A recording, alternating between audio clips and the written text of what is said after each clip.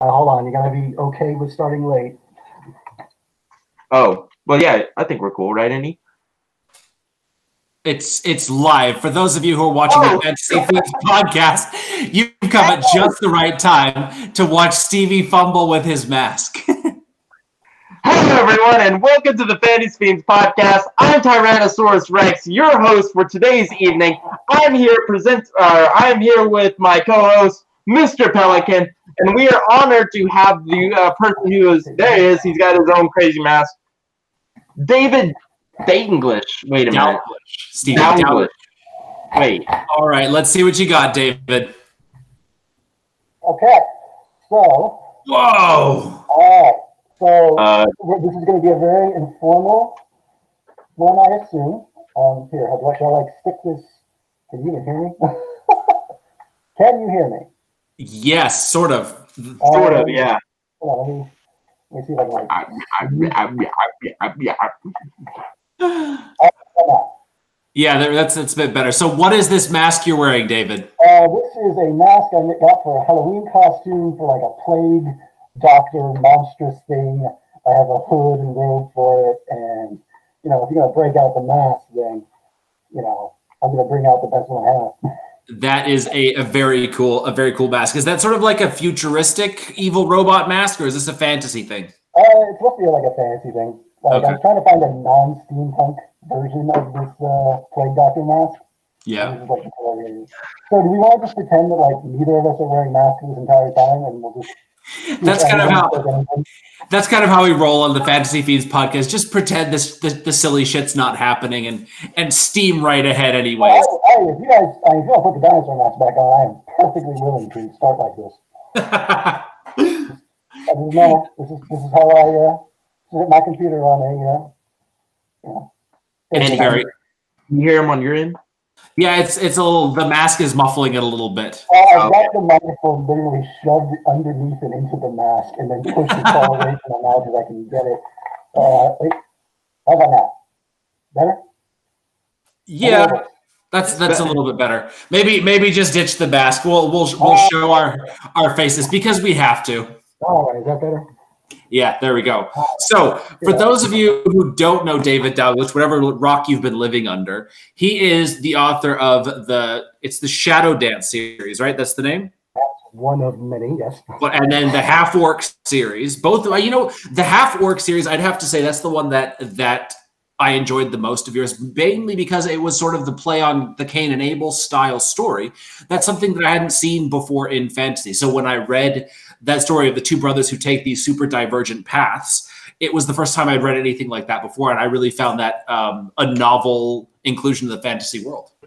Yeah, unless you've happened to read like the old Dragonlance novels, and then the Raceland and Caramon comparisons immediately show up, which I had not read beforehand when I had written it, and then read after, and then it was like head in hands, oh crap, everyone's gonna think I copied the stupid stories. I love true. It. But no, I the funny thing is I originally started it because I wanted, my glasses on here, look a little smarter here. I wanted Kura to be the worst, evil, scary, awful villain ever, and then I set him on like a redemption path because I couldn't help it. So yeah, he was supposed to be like an undead lich thing that was like killing everyone by the end of book 3, and I was like, oh, that's not where the story's going. I'm not sure if this is a great intro review. I've written more series. I've also I've read them too, but the Paladins 4 books, the Breaking World 3 books with Amazon's 47 North, the Seraphim trilogy, and the upcoming Keepers series. We're not yet putting numbers on that book. So how many books do you have now? Here, make me count. 10, 17, 23, 23, 24 if I count the About to Be Called a Soul Keeper. Oh, holy crap. And they're all with the big 5? No, let's see, 6. Making me do math again. The Half Orc series is self-published, that's 7. And the Paladin series is self-published, that is the 4 of them. 47 North is Amazon imprint, so I don't know where you might classify that as. That was those 3 books. And then 9 so far with Orbit, with the next 3 of the Keepers also with Orbit. Wow. That is awesome. I do have a small bone to pick with you though. So Okay. my half demon assassin character, he's sort of like this vengeance justice killer. And I wanted to call him the Watcher because it was the perfect name for an assassin. And then I was like, where have I heard that name before? And then I remembered that I had read this character, the King's Watcher, in the Half Orc series, and I was so angry. So I had to call him the Hunter. You could call him the Watcher. See, you put a different title though. He's not the King's Watcher. He's a demon. So I'm assuming the king is not paying him. So unless it's like King of Hell is paying him, but then in that case, you can go run with that. You have my full permission. The odds of someone having read my dumb Half Orc series and then reading your series are pretty low. That if it ever comes up, you can just like point it in this video and be like, "Hey, the author gave me permission." That's good. I'm going to use that. I mean, because the truth is, when I was advertising the launch of my book, I was targeting the Dance of Cloaks, the Shadow Dance series, because there is that sort of criminal underworld vibe to that book, and also the Aaron Heron dichotomy, where this kid, his name was Aaron, and he sort of adopted this persona of Heron. It almost became like another part of his identity, almost like split identities, right? It never went full like split identity. He kind of adopted the new identity as like just more of a comfortable mask. Like, this is who I want to be.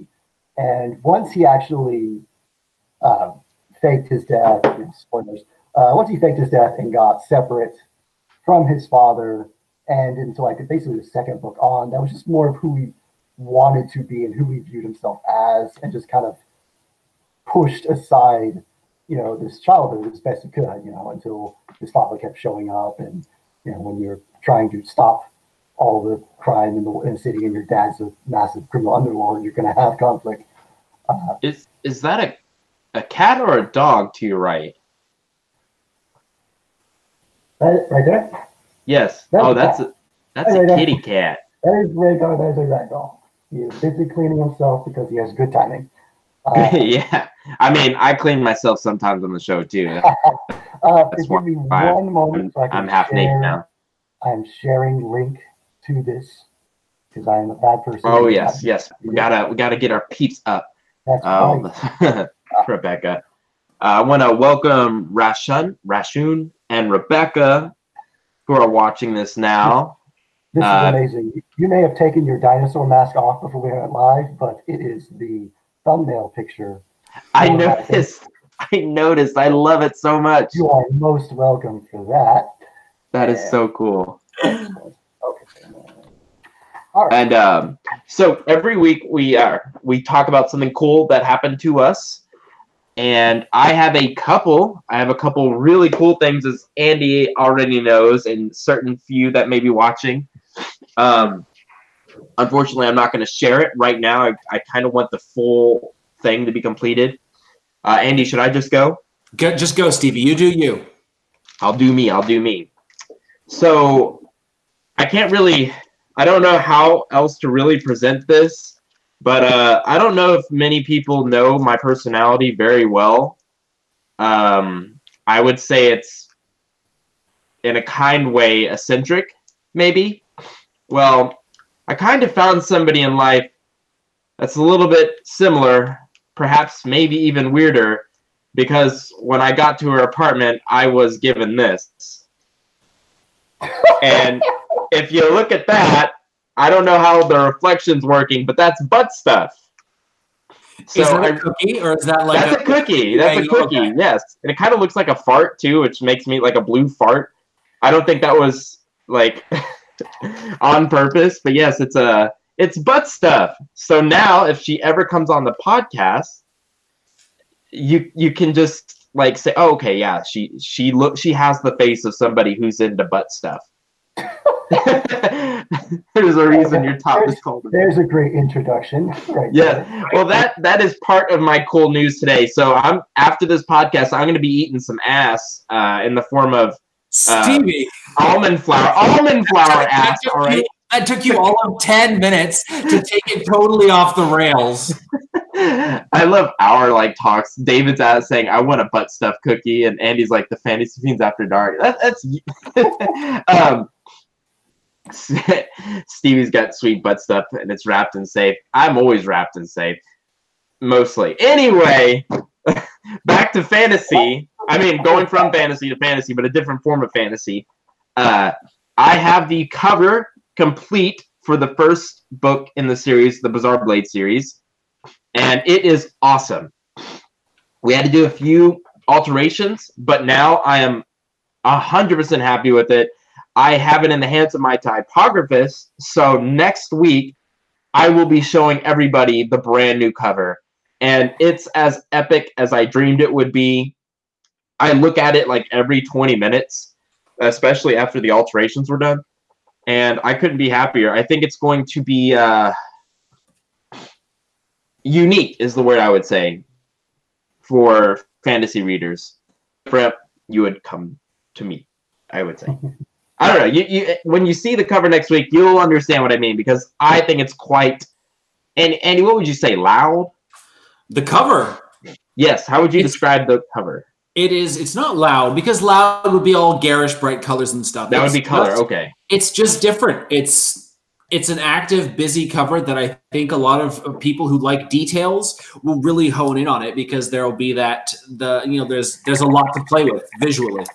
Yeah, I definitely want it on my shelf. In fact, I just want to print it out and put it on my wall. I had to sell my house to get it, but no. You just need to print it on a cookie, Stevie. Yeah, we had the idea of doing that for the 4 territories. I thought that'd be pretty cool, because I do stuff like that. So I'm sorry. I've been holding all this in for a week. You can't make me go that long. I'm just typing over here in the actual chat because I am a terrible person and I could be talking, but I'd rather just make fun of you off screen. Just make fun of me behind my back. I'm not sure what the delay is, so I'm worried I'm telling jokes that have no context. It's pretty close. Okay, it's pretty close. So I think, another big, really cool thing. I have finished the 3rd book in the series officially. So lots of good news today. Okay. Which is called. Go ahead. So the first one's Jigsaw Blade. The second is the Golden Blade. The 3rd book is the Plague Blade. So, and that was completed today. I think, honestly, it might be the strongest book out of the 3, which is my first book so far into a series to be the strongest, which surprised the hell out of me. And I really hate to say it, but I think a lot of it was because I actually planned this one out. So it's crazy how I actually wrote out a foundation for this, but it worked. It does work. Your endings do get stronger if you do it.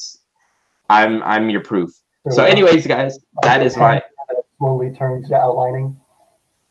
Yeah, so is that like a thing? So pantsing usually turns to outlining at some point? It's a transition that happened to me. It took a few books, but like the half-works, I had just a vague outline in my head, and then would just change entire story arcs on a whim and throw in characters early if I got bored. And to the point now to where like some 20 books in, I've started like the Soul Keeper. I have every chapter detailed in about a paragraph in order, and the paragraph details about what's going on. And I try to, like, if I'm going to make changes, I go through and implement them in the paragraphs, so I'm not completely botching something or forgetting something, which is what started to happen as I tried to make stories more and more complex. That would be hard for me to do right now.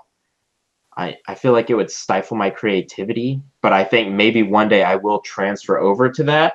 I think it'll just take me more time, like it did for you.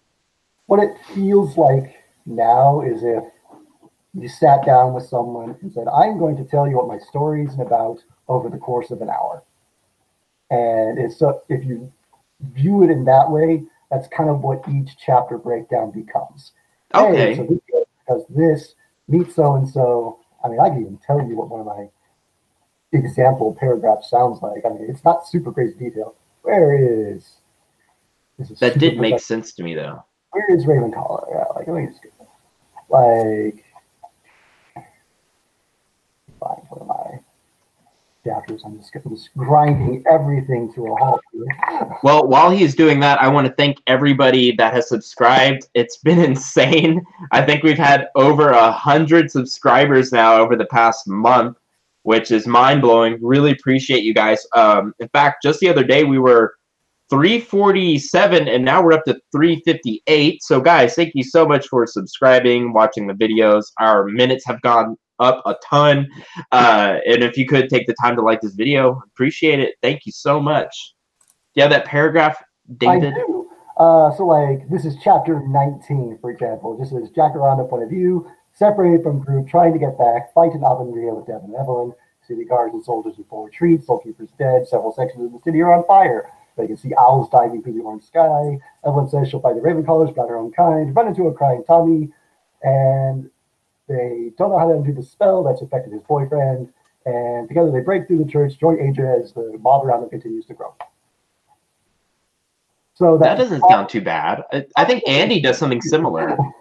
Yeah, so it probably doesn't sound like, it should sound like nonsense, because it is, but it's like my own little reminder of like, the overall feel of what is happening and what I want to not forget is what it usually boils down to. Hey, don't forget that so-and-so character is here, or this is happening, or it's important for this person to die. You know, it's a little embarrassing when you like have a character just not be in a chapter, even though he should be right there with everyone else. And these little things kind of help with that.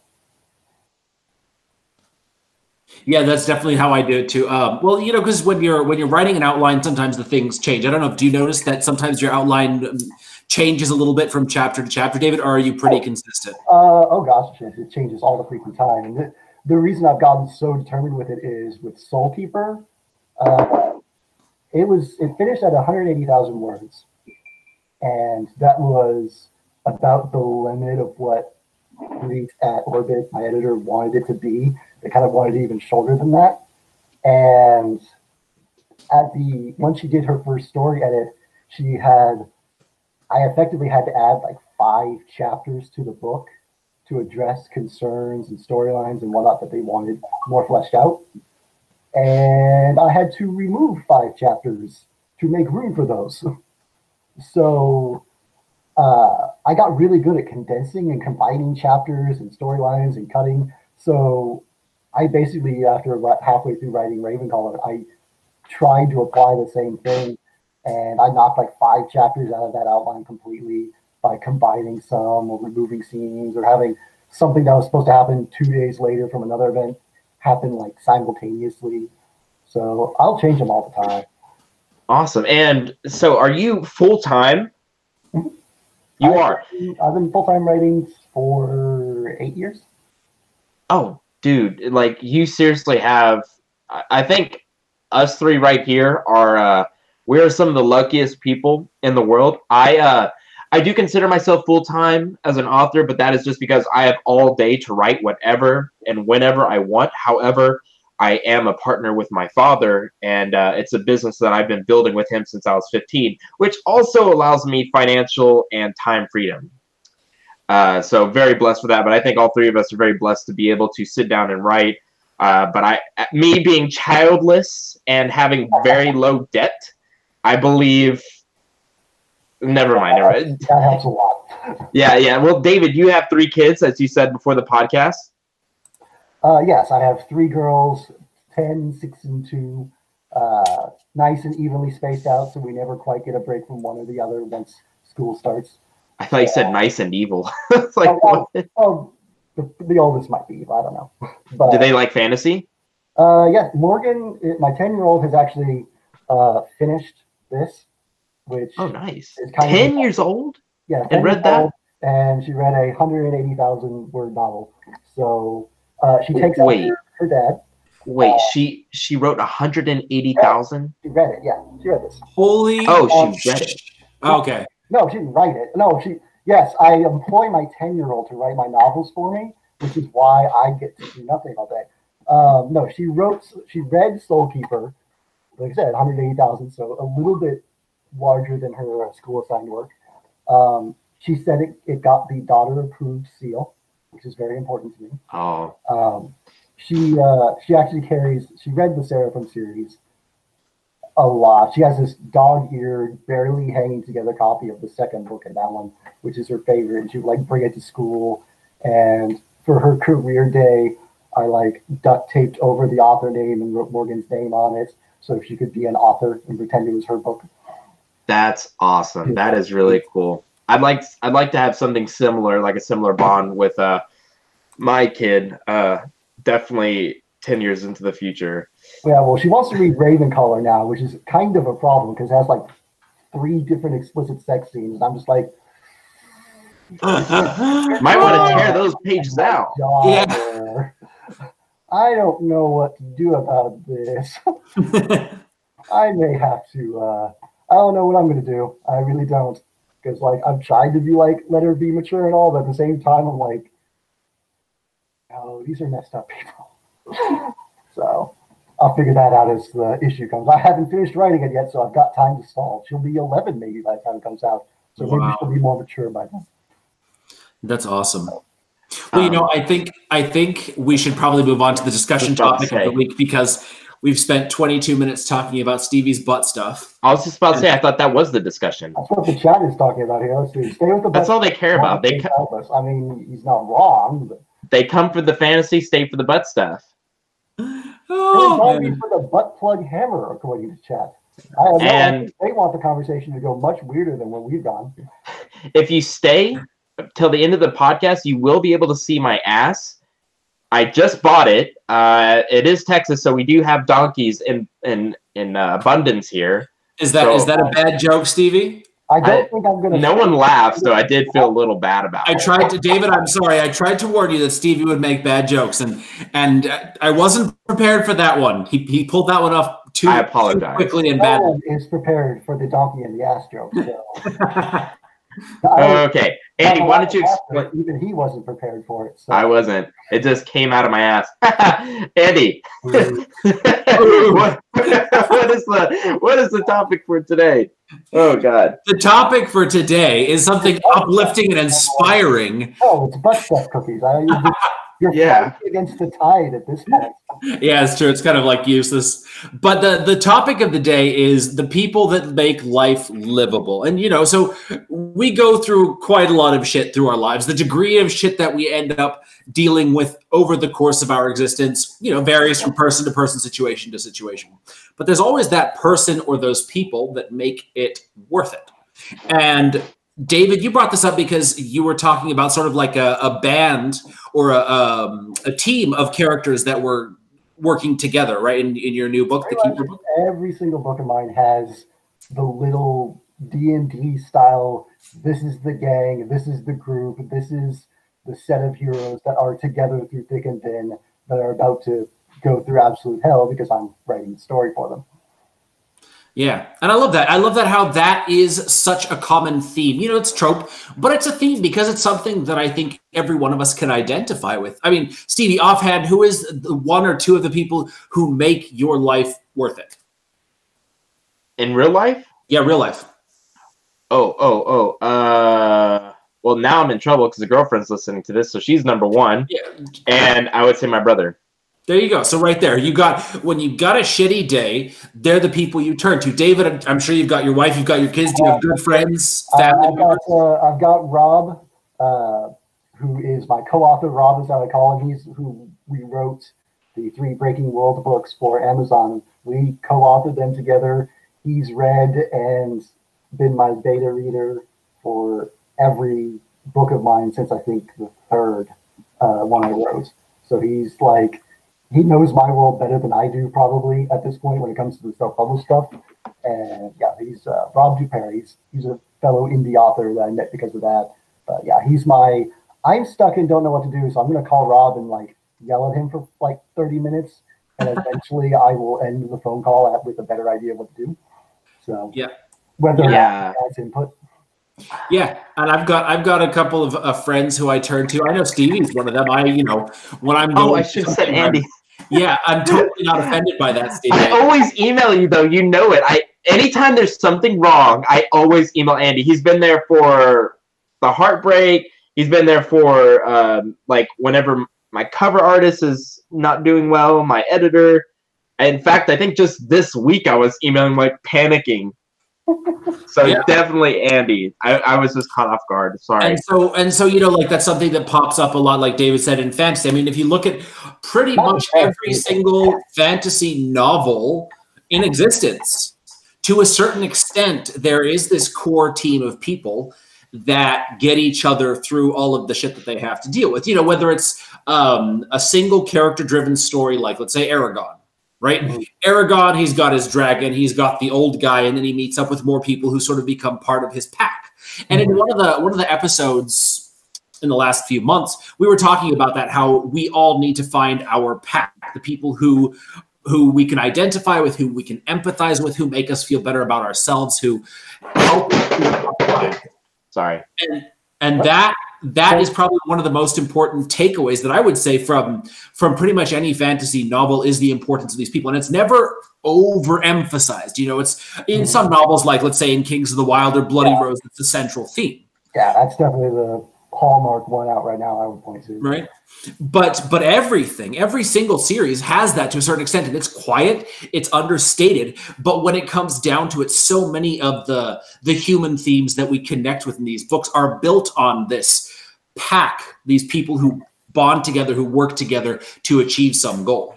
And that's one of the issues I kind of had with it's starting to fade out now, but the whole massive push towards grimdark that happened over the past several years kind of didn't have that type of core connection, because grimdark was so obsessed with making everyone an asshole, making everyone betraying everyone, no one is good, everyone is shades of gray.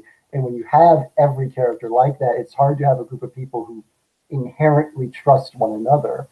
And I think of so much of the pop culture. It's not just fantasy. You look at Buffy the Vampire Slayer had their Scooby Gang. You look at Firefly has the crew. Star Wars has the whole little core group on the Millennium Falcon at the end of the first movie. I mean, you've got all around. You've got characters that, if you have that little core group that can rely on each other and trust each other, you can do a lot more drama in standard like Whedon style, because the second one of the core group betrays someone, hurts someone, gets brainwashed and turned evil, whatever, dies, you can have a lot more emotional impact than, say, even like something like Game of Thrones, where it doesn't really have a core group, because everyone's portrayed as like awful and evil. The people that aren't really portrayed as evil are the naive people that died. Yeah. Style. So, and like you only get like fleeting connections, and even that you have like Jon Snow and Ygritte. He gets a brief moment of connection and then he ends up having to kill him. So for me, I have found that I enjoy and I can build the most drama, the most connections by having that. One of my biggest issues with writing the Seraphim series was that I actually didn't develop that core group until like the third book. And it was something I didn't realize that I needed. Like, I hadn't really figured that out yet. It was just something that naturally happened because that was what I did. I like to have a lot of characters, and they had characters all interacted, and they were generally friends, because a lot of my writing is very D&D influenced. And D&D just inherently has a whole bunch of like goofballs around the table controlling these bizarre little assortments of races and characters, that would theoretically never interact or get along or know each other, but they do, and everyone rolls with that. So with this Soulkeeper in particular, I started like, before I ever wrote a word, I was like, who's the group? Who's the gang? What's going to be this core group? And how can I build the conflicts in the story and the drama out of that? And so like the core group is the main characters. The title Soulkeeper is Devin. I've got his sister, I've got his brother-in-law. He picks up 2 additional little creature people, a little onyx fairy and a firekin, that kind of get added to the group and kind of build on that. And then I possibly start killing them and adding in new ones come later books, so I don't run out of people to kill like I did with the half-orcs. Which I can see you laughing, so no one else has read the series is going to know what I'm talking about. But yeah, no, there's I think it's in book 7 near the end. I have like all the characters together, and I have just one of them lamenting like, "Wow, of the original Eschaton mercenaries, there's not very many left." Like in Walking Dead, when they show the group and the like season, here's the season 1 and all the X's. Yeah, I sort of did that to some of my series, so I'm trying to calm down a little bit on that. Yeah. You know what's funny is I think so sort of after the Game of Thrones craze, a lot of authors went on this kill your darlings spree. Like you said, Grimdark was all about, that shock value and stuff like that. And in a way that sort of ruined a lot of books. I know for me as a reader, it made it a lot harder to read because unconsciously or subconsciously, I was looking for that pack that I would get in the more epic fantasy. So when I read these grimdark stories where it was like you said, every man for himself, like let's say for example, Joe Abercrombie, right? Abercrombie is The Blade itself, the first Law series. Definitely helped kickstart that craze. What's that? Definitely helps kickstart that grimdark craze. Yeah. So when you have this core group, like he did, he wrote it around a core group. But then, like you said, David, it was all these people who couldn't trust each other or backstabbed and all of that. At the end of the day, you walked away feeling not depressed or blah, but it wasn't the feeling that sometimes that you want from a book, which makes you actually feel a little bit uplifted. And so, sorry, go ahead. No, I was just going to say that's something that I'm glad that the fiction world and fantasy especially is sort of steering away a little bit from grimdark. There are still many excellent grimdark books that are becoming popular, that are selling well, that are well written, but I think the ones that are sort of rising to the surface are the ones that have a little bit less of that grim and dark and bring a bit more of the humanity, which definitely is brought about through this formation of the pack. Well, I don't know about other publishers, but I know with Orban in particular, during that grimdark phase, there was a pretty, I don't know if you paid attention to like Sam Sykes, but he's talking about this on Twitter immensely, about how fantasy for a long time had this, sure, we're known for Lord of the Rings and elves and orcs, but we'll just kind of push that aside, and we have serious stuff over here. To be serious, it must be dark and gritty, and has to mirror the real world where everything is confusing. And lately, I think when you now have Game of Thrones on HBO, and one of the latest episodes had a dragon roasting tons of undead hordes attacking a giant ice wall. Fantasy stuff, no one's embarrassed about it anymore. Yeah. And also, the real world tends to suck. And sucks a lot lately. Yeah, so a lot worse. As a whole, fiction, you look at something like Kings of the Wild, it's like, hey, can we have fiction that has a world that is dark and hard and where people die, but there's an actual light at the end of the tunnel? And that's kind of what I've tried to embrace with my writing. I put my characters through absolute hell, but I do want, good to win in the end. I want the ring to get dropped into Mount Doom. I want to tell a story where the hero makes it through at the end. He may be missing a limb, and he may be missing some friends, but I've always been a little cavalier when it comes to characters dying, because my opinion, every character will eventually die if you just keep telling the story long enough, even if it's just from old age. Yeah. So I guess I'll still like an elf, but Yeah, no, but that was actually one of the things that I really liked about your Half-Orc series as an example, is because the whole time it was clear in my head that the one brother, the good brother, wasn't really ever going to give up on the evil brother, no matter how far he went. Nope. And so there was that knowledge that ultimately there was going to be this confrontation, obviously, but I wanted to hold out hope that the good brother would somehow swing the bad brother back over to the side of good, or at least, not totally bad, maybe anti-heroic at best. And that left me, when it happened at the end of the series, I was happy, because it was what I wanted to happen, with my own brothers. I want my relationship with my brothers to be awesome, no matter how bad it is. And so finding that out, having that hope through the story and in real life, is what we're all looking for. You talked about how do my drafts change? Yeah, you'd have hated the first initial planning. It boiled down to, I mean, vague spoilers for the half orc if everyone gets to, but at the end of, gosh, let me try and remember, book 3, I believe it is, there is a key defining moment where one brother basically has, the evil brother basically just kind of flings himself before the good brother and says, I'm a mess, I'm a horrible person, just kill me, this is awful, I'm broken. He's like lost another character that's really close to him, and the good brother is basically sitting there with a choice of whether not to kill him. Now, bear in mind, this evil brother has like caused the death of his daughter, has murdered friends. I mean, he's done everything. My original draft, he kills him, and Tasana brings him back as an undead lich, and he uses a bunch of power and basically blows up half the world. Okay. I was going to have that one moment of weakness of the good character cause like the deaths of like hundreds of thousands of people. Yeah. And couldn't do it. I tossed basically 2 pre-planned books worth of storylines. Because like I was leading up to that chapter, like I don't know if I can do it. I don't know if he's gonna go through it. I can't do this. And then didn't. Thankfully, it's at the end of the book, so I had a nice time to pause and be like, well, crap, where's the story going now? Yeah.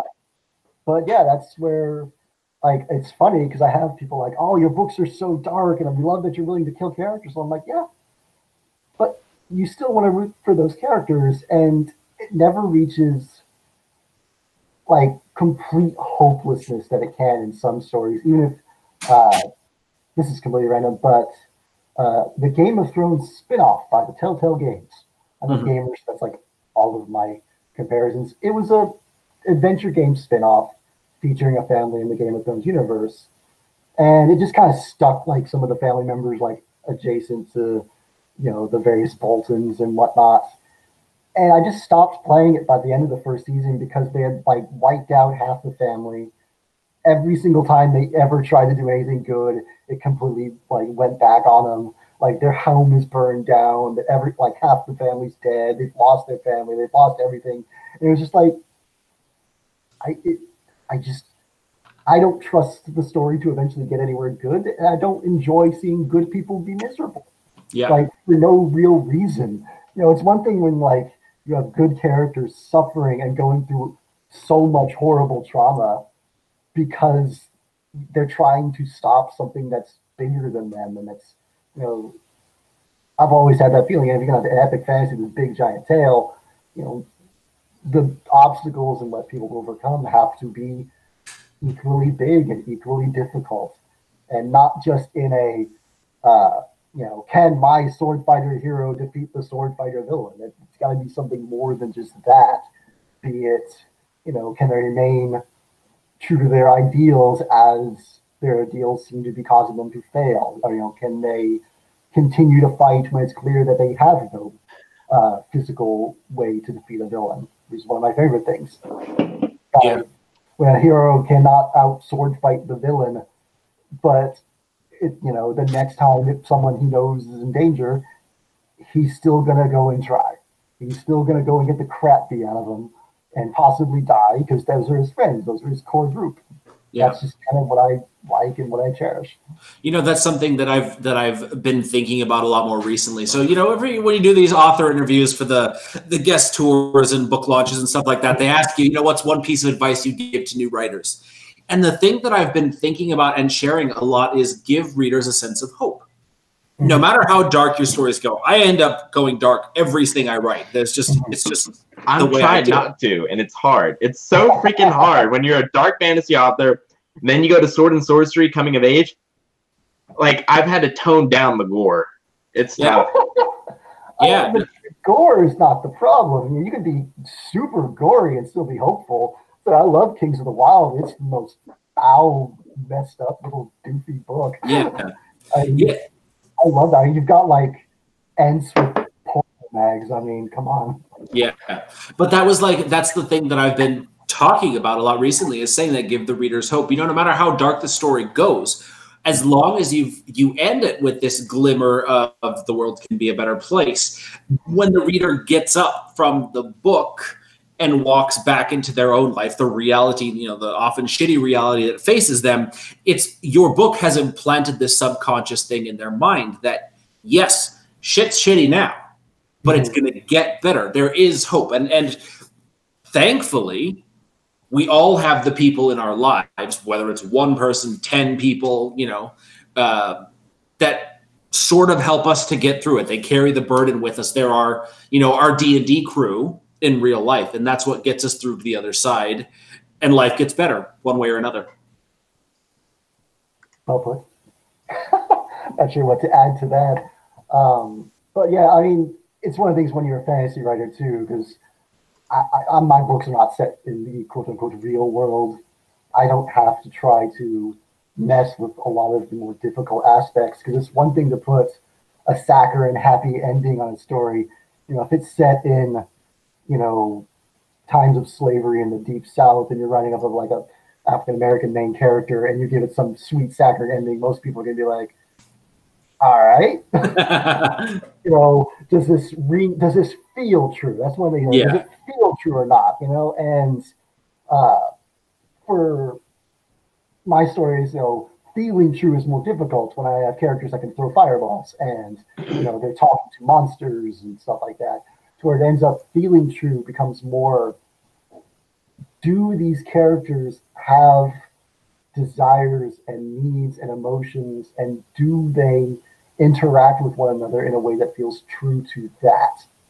So, you know, Treebeard is not real, but at no point does he suddenly start talking fast or betray the hobbits in a way that just does not seem believable to the character you met. He stays likable, even and lovable and slow and goofy, even when he suddenly becomes pissed off and terrifying when he sees what's happened to Isengard. And that's what's fun, you know. You can do stuff like that even with the nicest of characters. But Tommy is supposed to be. He is a wizard, which if we ever get to that sample, it's almost done with the cats. He's the nicest wizard you've ever met, is what I designed him. And he can blow people up with fire and break their limbs with ice. And he just doesn't want to do that. So every time he's in a fight, I'm having him use the most destructive spells, trying to do non-lethal with them, which is not the easiest things when you're like throwing fireballs. So he's like trying to freeze people's legs and like apologizing for any like frostbite that they're gonna get later, but he's like figures it'll heal faster than burning them. I feel like, well, if I hit them with this person with lightning, I think they'll live through it if I don't use too much lightning, but I gotta make sure they stop running at me because they're currently trying to chop my head off. So that sounds awesome.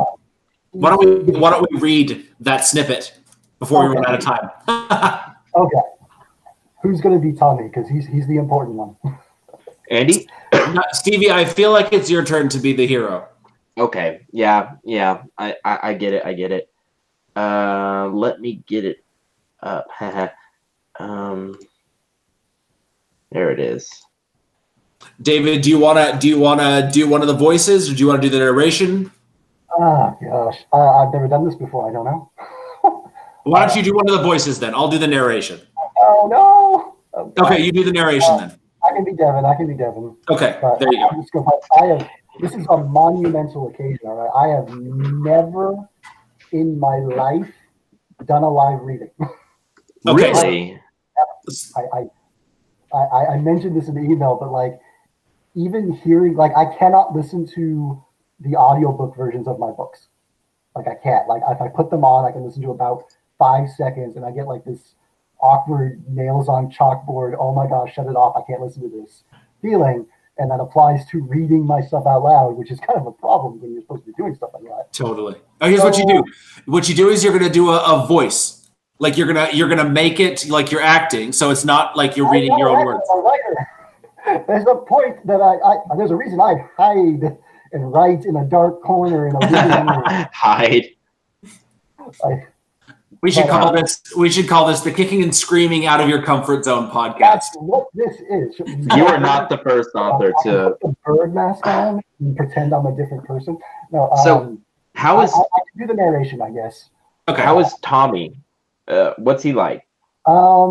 He is a young nerdy, gay, like red-headed, happiest, nicest person you've ever met. Oh, So, c'est moi. you by the sound of it? No. Perfect. I'll give him. Yeah. So, and he's kind of going through a nervous breakdown. Okay. That might be a little easier. I think every writer is about an inch away from a nervous breakdown. That's the easy part. To say the least. All right. So take it away. Oh gosh. So who does like the SEDS and whatnot? You do. You do. Oh, so I gotta like immediately go after you. This is awful. This is complicated. Everyone, turn off the stream right now. All right. Kicking and screaming, chapter 10. Should I try and set up where this is? They're in the to give the brief idea because this is chapter 10. Devin is the main character. He's basically a traveling preacher man. He has come to his brother-in-law's town, which was overrun with zombies, and his brother was in his little wizard tower, and basically all the zombies surrounding the tower were mutilated with fire and frost and lightning, and Devin was completely confused by what the heck happened there. And he has gone up and found his brother, or his brother-in-law, and kind of talking to him about what has happened over the past few days. So Awesome. And that's where the end of chapter 9 previous to this was him finding Tommy sleeping on a desk, bent over, grabbing his shoulder to wake him up, and Tommy reaching up, grabbing him, and shocking him with lightning that sent him flying across the room. So all right. That sets the scene, as well as the seriousness of my books at times. The table was a tiny square slab of pine on the second floor, braced by 3 painfully unsteady legs. Devin sat in one of the 2 chairs, his coat hanging over the back. A tall glass of wine and a half-eaten apple rested on a plate before him. I really am sorry about that, Tommy said. He paced behind his chair, unwilling or unable to take a seat for all his nervous energy. His friend was rambling, not that Devin minded. Hearing a familiar voice was like finding rain in a parched desert. Is this me? This is Tommy. Oh, sorry. While most elemental conjurings require a fairly precise reproduction of what I like to call the verbal recipe, some of the simpler ones appear more like reflexes after the initial casting, requiring only mental reproduction of the necessary incantations. Let's take a pause here. Hold on, I'm going to be Tommy. Screw this. Okay, you want to be Tommy? Okay, I'll do narration. I'll be Tommy. You got to talk fast. You got to be nervous. Okay. Okay, good. I'm terrified, so I'm in the perfect mood. Perfect. All right. So before we get into, well, all that, I'd rather know how you're doing, Tommy. Surviving these past few days had to have been difficult. Stevie, you're the narrator. I know, and I was trying to find myself. Tommy's pacing halted for a split second. He drummed his fingers against his sides. Yes, it was very, so every wise has a collection somewhere of older scrolls and texts, and long since it's his books on things like alchemy and palm reading. He wiped at his brow. Anyway, these supposed instructions for spells are petty amusement. At least they used to be. I think every member of the wise tries at some point to see if they could utter the perfect words to conjure a fireball or change a clear day to rain. I consider it a childish wonder. I hope for something magical, you know? As his friend spoke, Devin's worry steadily grew. Tommy's voice was trembling, and he purposely dodged his question. Devin stood from the table and put a hand on his friend's shoulder, interrupting his rambling. Tommy, so lost in his own mind, jumped at the touch. Tommy, it's all right, he said. I'm here now. You're not alone. Tommy froze. His jaw trembled. His hands shook. You're right, you know. Tommy said. It's been difficult, real difficult. No, it's more than that. It's fucking torture. The tears finally broke free. Tommy flung his arms around Devin and clung to him like a raft amid a flood. His chest shuddered with every breath. Devin quietly returned the embrace, his stomach sick with worry. Devin had first met a young Thomas on the eve of his and Brittany's wedding a decade ago. Tommy, as he preferred to be called, had been a supremely chipper boy who looked the spitting image of his older sister. He had just been accepted into the training program of the Wise, a remarkable achievement for one barely turned 14. 3 years later, he was designated the Wise of Kryn, granted to someone so young because no one else in the program wanted to travel all the way to the westernmost city in unified Orismond. After a minute, Tommy pulled back. At this time, he collapsed into his little rickety chair. Sorry about that, he said, wiping his face. You've nothing to apologize for. Devin said as he took his seat opposite him. I know this is hard to talk about. If it'll help, I can start with my story first. I have a tale to tell if you'd like to listen. I'm always up for a story. Tommy said, his mood visibly improving at the idea. You've got a lot of new scars and bruises, so I bet it's a good one, too. Empathy, Tommy. Devin said. Try to have some empathy, would you? I cut out a little bit here. Devin tells his story, which we'll keep secret because it's like chapter 1 through 7. Ooh, all right. So, I've told... Okay. Okay. Well, we don't want to spoil it, so I've told my story. Devin said. What of yours? How have you endured since this all began? Tommy shifted uncomfortably in his chair, but he seemed much more together than during his initial ramblings. The only warning we had were faint tremors indicative of a distant earthquake. He said. Not uncommon given our proximity to Alma's crown. I was logging in my daily journal when the water arrived. He took in a long breath and let it out slowly. It wasn't silent like you described in Dunworth. I noticed its arrival from the screams. Tommy looked around while wiping his sweating forehead. Oh, goodness me, I forgot to get myself a drink. Devin patiently waited as the young man hurried over to a cabinet, pulled out 2 small glasses, exchanged them for tankards thrice the size, and then filled them with wine. I think the guys know how much I need this. He said as he returned to his seat. Where was I? Oh, right. He took a giant swig. Once I heard something was amiss, I went to the window and saw an ocean of shadow and stars stretching for miles and miles. I didn't know what it was. I didn't know where it came from. I just stood by the window and watched. I think I was convinced the world was ending. What else could it mean? Devin didn't have the heart to tell him that still might be the case. Instead, he took a sip of his own drink and gestured for Tommy to continue. When it receded, I saw people in the streets, and I thought they'd survived. Maybe it wasn't the end of the world, I told myself. Sure, the houses looked a little worse, and the grass outside the town seemed ready to die, but at least we'd survived. At least we'd... Tears were building again. Devin quickly offered him a respite. No. Tommy said, lifting a finger and waving it. Oh, I can do this. I was coward then, but I'm relive it now. I hid, Devin. I locked and barred the door, then hid under my bed with my fingers in my ears like a child. The people who went underneath that black water, they were changed. They were always bleeding, and they were angry. So angry. He took another long drink and then gasped. Ah, Lyra's tits, that tastes good. Oh, sorry for the language. Foul language is the least of my concerns right now, Devin said. When we return to civilization and we're resting in a nice warm bed in a crowded tavern, then I'll make you offer a few prayers for Lyra's poor, offended tits. Tommy laughed, and the temporary relief loosened the budding tears in his eyes so they fell. Sometimes people scream for help. Other times I just heard them fighting. No one came to my tower, not first. If they had, I didn't know if I'd have let them in. Not out of malice, just none of this seemed real.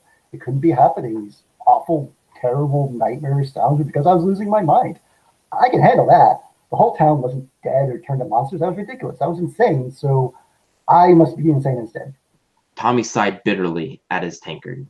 At the end of the second day, I realized it was real. I also made my first big mistake. I let one of those bloody things see me. I think by then I was a little crazy. When those monsters surrounded my tower, I hid and begged whatever gods might listen to spare me. Those things, some of them used to be my friends. They were people I helped who came to me for... He stopped and shook his head as he collected himself. Once I recovered, I started taunting them. I've never been great with improper language, but by the guises, I did my best, and then some. I flung old books. I laughed at the ones fell in the climbing tower. I might have even... His face flushed red. Yeah, I have to urinate somewhere, you know. Guess that's true, Devin said. None of those things are still alive, so how did that come about? Well, it was during the whole book-throwing phase. Tommy said. The world was ending, so do we really need wise college treaties on proper cartographic principles? Of course not. While curating what I throw when I save, I came across... Oh, hold on a sec, let me show you. Tommy hopped up from his chair and hurried to the stairs. Here we are. He said as he came back down, a small book in his hand. It was 50 pages at most, and nothing seemed remarkable about it. Devin glanced at the burgundy cover. Manipulation and Theory of Athos Magic. A discussion by Salid Emberson the Wise. Athos? Devin asked. I guess it's as good as mine. Tommy said as he flipped through the pages. A lot of it is arguing against an opposing school of thought, and poorly done, I wager, given how Stalin gives few examples of what that opposing school believed prior to posting his counter-arguments. In it, he lists examples of Athos spells, and I had a good reason to believe they would work, so I studied. You had good reason? Well, I mean, the Black Waters solidly defied normal understanding, so who's to say other previously derived ideas could be useful? Oh, did I forget to tell you? I had lightning sparking out of my fingers. Devin blinked. That is something you failed to mention, yes. It was at its worst not long after the Black Water came. Tommy squinted at his now empty tankard, but decided against refilling it. Though it's died down since. Sometimes if I snap my fingers or gum them too long on a surface, little sparks of electricity would zap from my fingertips. It's one of those reasons I was convinced I was insane. Once I decided might not actually be insane, it was perfectly logical to assume that the sparks indicated a significant change. Hence my decision to keep the book instead of throwing it in the face of another one of those zombie creatures. Tommy shifted uncomfortably in his chair. I read Solid's tome cover to cover and picked what appeared to be the simplest of incantations. Most involved some sort of elemental or energy manipulation, so I started small. The young man's smile spread ear to ear. Guys, damn it all, David. I know the world's ending, but I summoned fire with my bare hands. Do you know how incredible that is? That was awesome. It was like you were really Tommy. He's basically me when I'm having a nervous breakdown. So, yeah, I can do that. So that's why it was so well done. Wow, that was So that should at least give an idea of what Tommy is like. So, yeah, him being in the middle of chaotic, massive battles with like all these monsters and soldiers trying everyone to kill everyone, and he's in the middle of it all, possibly more powerful than all of them, desperately trying to stop people from killing each other. So he's a ton of fun, and he's since you've read the Half-Orcs, he's Tarlac. If Tarlac were like nice. He's this. I liked that word chipper. It kind of gave me a pretty good understanding of who he was. He's just sort of this peppy, upbeat, positive kind of guy. He's the nicest guy you'll ever meet. Is what I wanted him to be, and bad at swearing, and just yeah. So he's a ton of fun, and every book of mine has like a character that is probably safe. Like I will kill the absolute main character. Devin may die in the final end of the series. I don't know. Tommy's probably safe. Like, okay. Every series of mine has usually the one character that's just likable, and they're gonna make it through no matter how. If the world could blow up, and he'll just vanish on the unicorn. So that's Tommy for this one. It's not plot armor. It's author loves the character armor. That's right, which is way stronger. Unbreakable. That's right.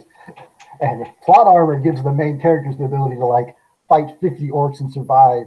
Author love is like making sure that the character's never there for that fight in the first place. That's true. That's awesome. True. Well, David, thank you so much for being on the air with us. Where can people find you? Find me on Twitter, Facebook. I can probably post the links because I'm not going to be able to read them out loud here. My mind is a scrambled mess. HTTP. Yeah. Just look him up on Amazon. Yeah, there we go. David Dalglish. David Dalglish, yes. Most likely you will never pronounce it right. At least not the first time. I'm used to that. I got you. Andy, anything else we want to talk about before we end it? Nope, that's it for us. All right. David, thank you so much for being on the air with us. Bye-bye. Awesome. Well, that's it for another Fantasy Fiends podcast. We hope you enjoyed the butt stuff in fantasy, and we hope to see you next time. I'm Stevie Collier. Good night. Oh, and